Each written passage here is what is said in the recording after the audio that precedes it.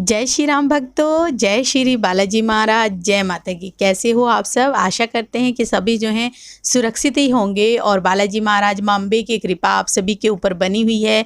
यही आप सभी के लिए हमेशा दिल से कामना रहती है। तो आज जो है बहुत ही ज्ञानवर्धक वीडियो आप सभी के लिए लेके आए हैं। आज हम जानेंगे कि कैसे पहचानें कि हमारे शरीर पे कोई देव पितर आ रहे हैं। पितरों की कृपा को कैसे पहचाना जाता है, तो अंत तक बने रहिए, तभी आपको सारी वीडियो समझ में आएगी। अगर वीडियो अच्छी लगती है तो लाइक करें, शेयर करें, कमेंट करें और अगर आप हमारे चैनल पे पहली बार ही देख रहे हैं तो चैनल को भी जरूर सब्सक्राइब करें ताकि आप तक जो है हर वीडियो नोटिफिकेशन सबसे पहले ही पहुंच जाए। चलिए शुरू करते हैं आज की वीडियो। जय श्री राम जी। जय श्री राम, जय श्री बालाजी महाराज। मेहंदीपुर की पवित्र कृपा आपके परिवार पर निरंतर बरसती रहे और मेरी माँ जगत जननी माँ भवानी अम्ब की कृपा आपके घर में अन्नपूर्णा रूप में वास करे। जैसा कि हमने बताया कि हमारे घर के अंदर देवी देवताओं की कृपा तो होती ही होती है, लेकिन पितरों की कृपा भी हमारे घर में होती है। पितरों की कृपा क्यों ना हो? जो हमारे घर के बुजुर्ग हैं, जो हमारे दादा परदादा और जो भी दादी जो भी हमारे, उनकी छत्र छाया हमारे घर पे होनी ज़रूरी है, क्योंकि उनका आशीर्वाद लेने से हमारे बृहस्पति भी स्ट्रॉन्ग होता है, हमारे घर के अंदर जो है हमारा एक रुतबा भी रहता है। और सबसे बड़ी बात होती है कि बुजुर्गों का आशीर्वाद हर जगह लेना चाहिए, जीते जी भी लो और मरने के बाद भी लो, क्योंकि उनकी कृपा उनके ख़ानदान के अंदर चलनी ही चाहिए। और उनके नाम से मान लो अगर किसी आपके किसी बुजुर्ग ने कोई पूजा पाठ की है तो वो कभी व्यर्थ भी नहीं जाती, क्योंकि उस पूजा का फल भी तो है आपको ही प्राप्त होता है। जैसे कोई संपत्ति होती है हमारे जीवन में आपके दादा की परदादा की, तो उस संपत्ति को उसका पोता ही तो बरतता है। तो ऐसे ही जो आपके पीढ़ी में जो कृपा चलती है उसको चलते रहना चाहिए। अब क्या होता है, इनका क्वेश्चन है कि देव पितर को हम कैसे पहचाने, क्योंकि हमें तो पता ही नहीं कि हमारे शरीर पर कोई देव पितर आ रहा है या कोई आत्मा आ रही है या क्या आ रहा है, कुछ पता नहीं लगता।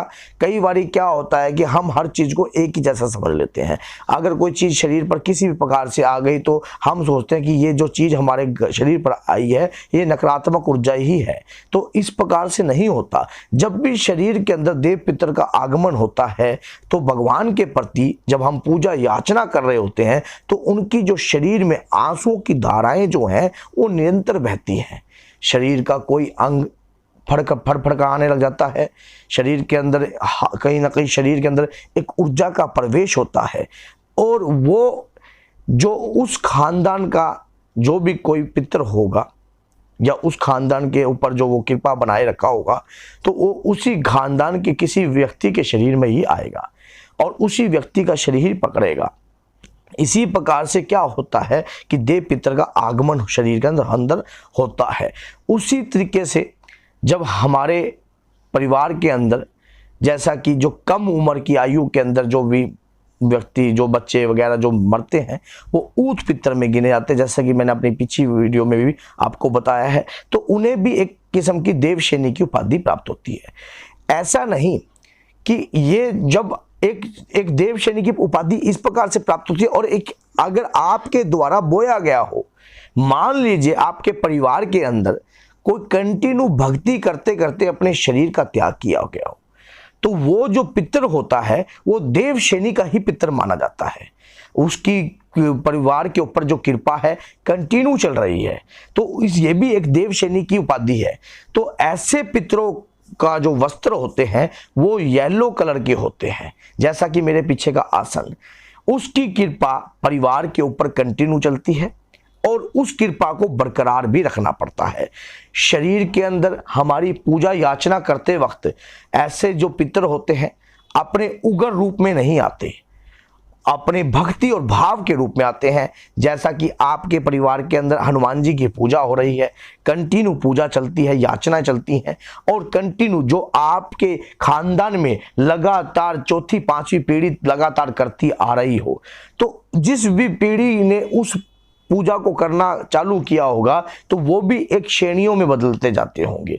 उनकी कृपा भी आपके परिवार में चलती रहती है। देखिए, भगवान की जो शक्ति होती है वो अनगिनत रूपों में होती है। पितरों के रूप में भी होती है, देव पितरों के रूप में भी होती है, और खुद साक्षात भगवान की कृपा भी होती है। जब ये तीनों का मिश्रण हो जाता है तब एक देव शक्ति प्रवृत्त हो जाती है। तो उस देव शक्ति का आपके परिवार के प्रति आगमन ये नहीं है कि वो आप तक ही सीमित रहे। आप चाहो तो उस शक्ति को और भी ज्यादा बलशाली बना सकते हो।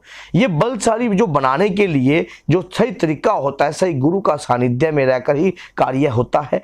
और दूसरी बात ये होता है कि अगर उस शक्ति को आपने और भी ज्यादा बल दिया तो ये मत सोचा, अगर ऐसा ही अगर कोई प्रेत आपके घर का एक्सीडेंटल, जैसे कि मैंने अपनी पिछली वीडियो में भी बताया था कि एक्सीडेंटल या किसी भी प्रकार की जो सुसाइड कर जाते हैं, फांसी लगा जाते हैं नहर में या इस प्रकार से, या जापे में, या किसी भी प्रकार की एक्सीडेंटल चीजें जो होती हैं, सडनली जो आत्म देह त्याग होता है, तो वो ऐसे जो व्यक्ति होते हैं वो प्रेत योनि को प्राप्त होते हैं।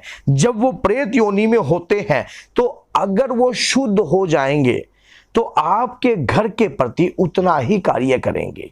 और अगर आपके परिवार के ऊपर कोई देव कृपा है तो बहुत जल्दी चांस होते हैं ऐसे पितरों को शुद्ध करने के। लेकिन सही बात होती है कि सही समझ की।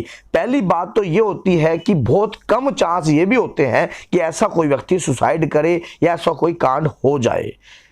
तो क्योंकि देव पितरों की कृपा जो है आपके परिवार के ऊपर कंटिन्यू चलती रहती है। आपके परिवार में मान लीजिए अगर कोई माँ दुर्गा की कृपा चलती है, लगातार तीसरी चौथी पांचवी पीढ़ी पे वो कृपा चल रही है, तो जिस जिस शरीरों को वो धारण किया वो शरीर सब बहुमूल्य बन गए हैं। वो बहुमूल्य शरीर आपके घर के ऊपर किसी देव शक्ति के रूप में कृपा करते हैं। वो कृपा आपकी खुद आपकी पीढ़ी ने कमाई है। अगर उस कृपा को आप बरकरार रखोगे, आपके घर के अंदर कोई कराई ओपरी और किसी भी प्रकार की कोई भी प्रक्रिया जो है आपके घर में घुस नहीं सकती, क्योंकि वो खुद देव पितृ श्रेणी में प्राप्त हुए हैं। ऐसे ही एक पितृ श्रेणी होती है। पितृ श्रेणी से देव पितृ श्रेणी में इस प्रकार से जाता है जो भक्ति भाव कंटिन्यू प्रयास करते हैं, उस प्रकार से वो देव पितृ श्रेणी को भी प्राप्त होते हैं। जिन्होंने अपने शरीर से ज्यादा अपने इष्ट को चाहा है तो वो उसी श्रेणी को प्राप्त कर लेते हैं। लेकिन वो होते आपके घर के भी हैं तो वो देव श्रेणी पितर में भी गिने जाते हैं। और एक होते हैं कि ऊत पितर, जो कम उम्र के अंदर जिनकी भगवान विष्णु से, भगवान शंकर से, भगवान ब्रह्मा जी से शक्ति प्रदान होती है। ऊत पितर जो होता है एक ऊत 100 भूत के बराबर भी होता है, तो वो भी एक देव श्रेणी के रूप में भी माने जाते हैं। अगर वो प्रेत योनि में होते हैं तो घर के अंदर हाहाकार मचा के रख देते हैं, घर में जल्दी से काबू नहीं आते। अगर वो देव श्रेणी में सही तरीके से आ जाएं या पितृ श्रेणी के अंदर से फिर देव श्रेणी प्राप्त कर लें तो आपके घर को ऐसा बना देंगे जैसे घर एक मंदिर है। आपके परिवार के ऊपर किसी भी प्रकार की कोई आपदा नहीं आती अगर पितर आपका देव श्रेणी के अंदर है।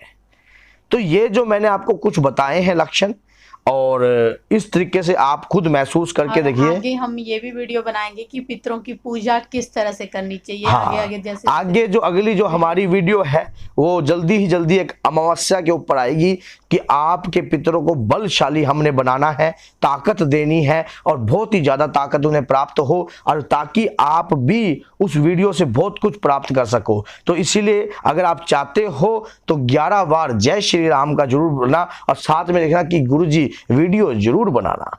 तो बोलिए जय सीताराम, जय श्री बालाजी महाराज। मेहंदीपुर की पवित्र कृपा आपके परिवार पर निरंतर बरसती रहे और मेरी माँ जगत जननी माँ भवानी अम्ब की कृपा आपके घर में अन्नपूर्णा रूप में वास करे। जय माता।